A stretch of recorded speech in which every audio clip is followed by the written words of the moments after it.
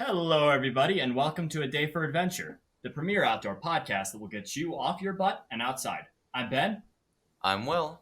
And I'm Trevor. and in this week's podcast, we're going to talk about some tips about staying dry when camping.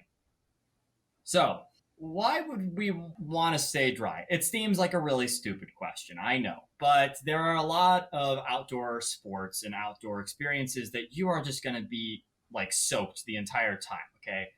Sometimes getting wet is really, really fun. Like if you're going out boating or you're kayaking or sometimes canoeing, and every once in a while, you're going to be getting soaked, and, it's kind of just the part of the fun, right? And sometimes, and even like things like I've taught, like sailing, that you sometimes get capsized and, all that kind of stuff. You get wet, and that's not completely unavoidable. But, that's all kind of part of the fun of doing a lot of outdoor stuff. That all being said, you have to always remember that when it comes down to it, when push comes to shove, when you are wet, you are cold. And there's science to explain why that happens, but I'm not going to go into it. But there is an obvious advantage to staying dry whenever you are out and about having a good time on your adventure. It's obvious that when we're colder, we can often experience health issues like hypothermia, frostbite, and all sorts of other things. But if you really have to justify it from like a gear perspective, wet gear can very easily become damaged from being left wet or becoming wet. So it is one of those things that we have to kind of take a greater paramount on. So now we talked about like why we want to stay dry. Let's go into how to stay dry.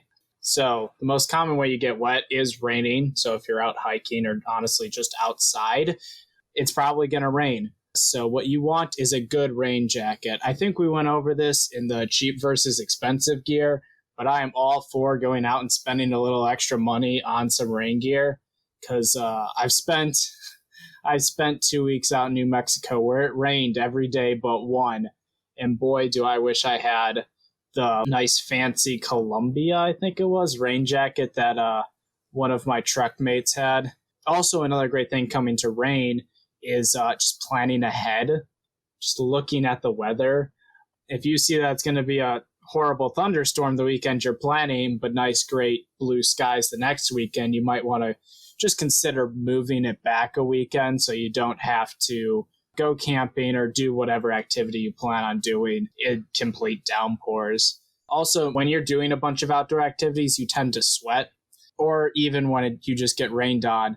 The moisture wicking, the quick dry clothes, that does exactly that. It dries very quickly. When I was out in New Mexico, I had quick drying shorts, and those dried super fast. Now, the cotton underwear I had on underneath didn't dry for crap, but my shorts were dry.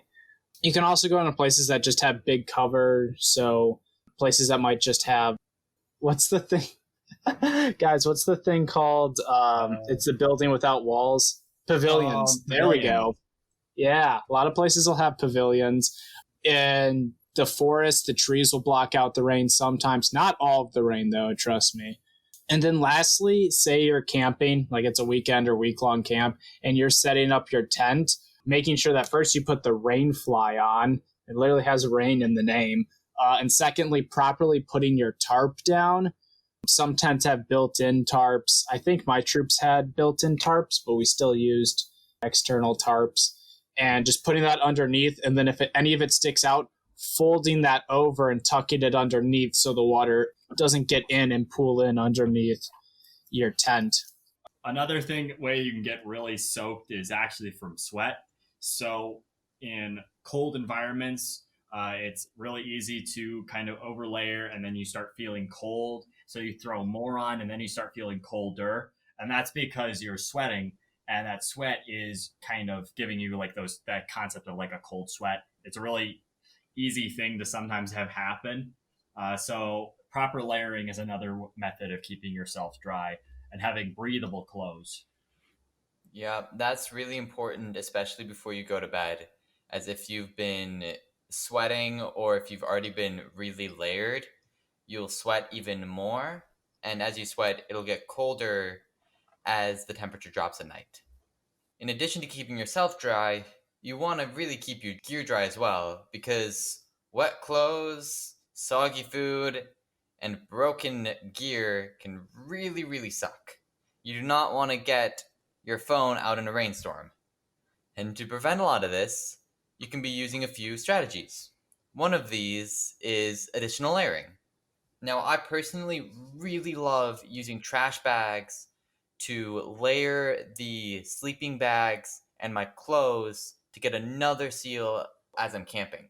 As even if my backpack gets wet, my sleeping bag still is nice and dry. For smaller items such as phones or maps, Ziploc bags also work fantastically. Additionally, you don't want your tent to get flooded, so you need to know where to set them up. The biggest thing to not do when setting up your tents and tarps is to not set them up on hills or in valleys. As with hills, the running water will go down under your ground pad or in between your ground cloth and your tent floor and soak the tent that way. And in valleys, the water will pool and can end up flooding the tent that way. Additionally, do not put your tent close to a body of water, because if it rains and floods, you get swept away. At a few of the camps we've attended, people have died from flooding and end up getting washed away while they were sleeping.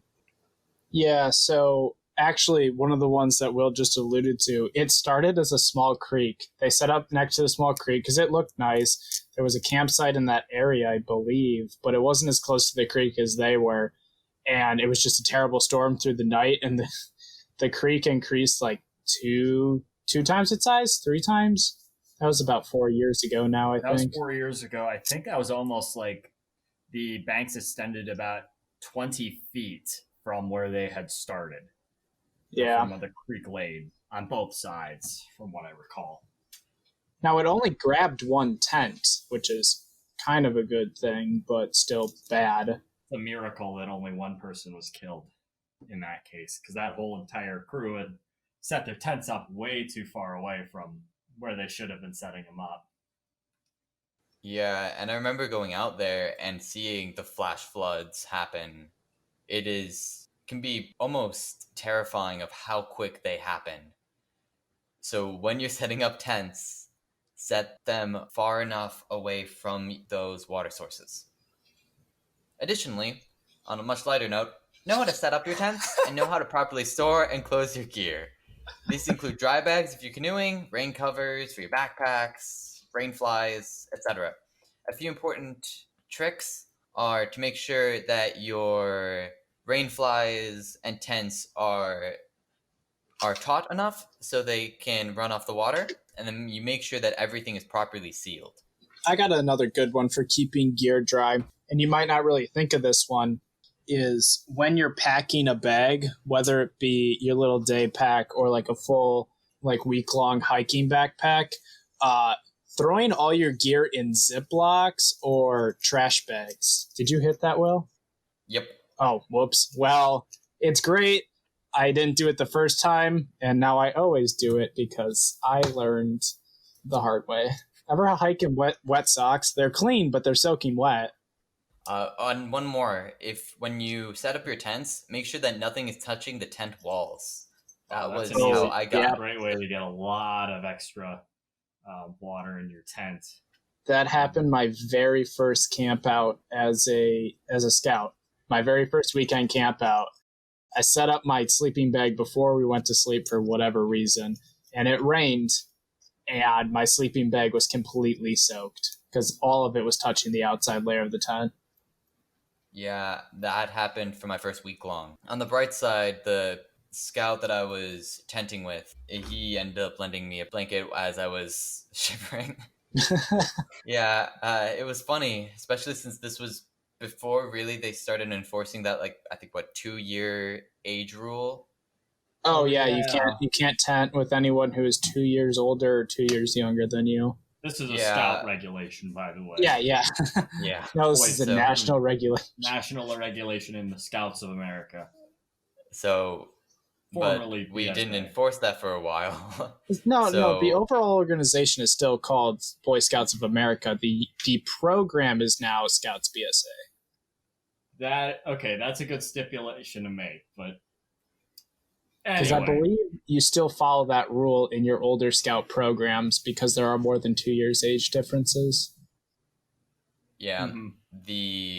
But we didn't know about this rule, so I was tenting with Sam Ben. Oh, Yeah. Oh yeah, Sam. He was the oldest one. It was a great time. Oh man, and I was the youngest kid there too. So we learned a lot from Sam. yeah, he taught me how to not be a bad scout. Essentially, he was the example of what a older youth could do to both build up and make scouts feel welcome. On a quick back to the keeping gear dry, don't put your crap on the walls of the tent, and ideally, this is another trick, is make sure your sleeping bag and anything that you really don't want to get wet, put that on top of a ground pad if you have it. As if your tent has a little bit of leaking or a little bit of flooding, it gets your ground pad a little bit wet, but not the rest of your gear. Yeah, actually, when I go camping, I do something similar, but I put anything that I want to keep dry on top of my clothes bag because it sits higher than my ground pad. Also, I don't use a ground pad. Yeah, that's just a personal thing of mine. So I put it on top of my clothes bag or whatever bag that most of my clothes is in, and it sits pretty high in the tent. And I've had my tent flood before where only I think it was my phone, a book, a Frisbee, and my dirty clothes that I had changed out of were the only things that stayed dry because that's how bad my tent flooded. Oh boy. All right. So now that we've kind of talked about all these situations where we've gotten our gear wet, we have to ask the question now, what you should do if your gear gets wet or if you get soaked. Obviously, the first thing, and this kind of goes into things like, if you get hypothermic or if you jump into a cold or freezing lake and you got to get pulled out, the same exact thing applies. Okay, change out your clothes. There's a lot of reasons why. One of the main reasons is, of course, heat generally will basically leave your body faster due to perspiration. So if you are in a cold environment and you get soaked, you need to change out your clothes really quickly. But in a warmer environment, like say in the mountains of New Mexico, you want to change out your clothes because if you leave your clothes wet or if you get soaked in any way, shape, or form, you can start to chafe. And chafing is really, really, really not comfortable when you're camping, okay? You don't have all the modern luxuries of home. So you have to be absolutely vigilant to kind of manage that. Once you change your clothes, if you can, lay everything out to dry and find some way to get it onto a surface, preferably something like a rock or maybe a clothesline will work. But rocks tend to absorb a lot of heat, so you can usually use those to dry some of your equipment if it's a really hot day. If that's not the case, maybe putting them up by the fire is not the worst option. Just try and get your equipment as dry as soon as possible. And the reason is because when we put that gear away to be stored for long periods of time, even if it's like a week or 2 weeks or 3 weeks, what can happen is your gear gets soaked and then you end up having moldy gear, or maybe you have the fabric of your gear slowly deteriorates due to being in a crumpled state when it was set up and then it dried out in that crumpled state. Then of course you've got all these creases in it like it's a piece of like a canvas tent if you've ever seen one of those. So you've got to make sure that that your equipment is dry pretty much after you're done using it. And I can just guarantee you it will make your entire life a lot easier, and it'll make getting ready for your next adventure a lot faster. Yeah, and bouncing one thing off of what Ben said was, if you do dry your gear, especially your clothes, by a fire, don't dry it too close to the fire. One of two things. The most obvious is it could catch on fire if you're not paying attention and you have a nice hot fire and it dries really quickly because it's super close, and then that dry part catches. Secondly, if you have a small fire or a pretty weak fire, and say you put your wet clothes on like a stick over the fire and it starts dripping water, that could ultimately put your fire out, depending on how wet your clothes is and how weak your fire is. Yeah, yep, definitely. Definitely very true. I have been lucky enough not to burn any of my clothes by fires, but that's mostly because I've set them way too far away to get dried. Yeah. All right. I burned a hat one time. It wasn't my fault. Be careful when sleeping next to fires and your friend decides to blow it to put air into the fire so it gets bigger. Hot coals will land on your head. Ooh, that's fun. Ow. Oh, they were small enough. Like, I still wear the hat occasionally. It's just got a little hole or two on the side of it. Oh boy, we might have to do an episode on fire safety. Don't sleep next to a fire. All right. Well, I guess the conclusion of all of this is getting wet is kind of a normal part of dealing with the outdoors, but hopefully these tips will help you to keep you a bit drier on your next adventure. So next time we're going to talk about the role of phones in camping, but for now, I wish that you would all get off your butts, get outside, and have a fantastic adventure.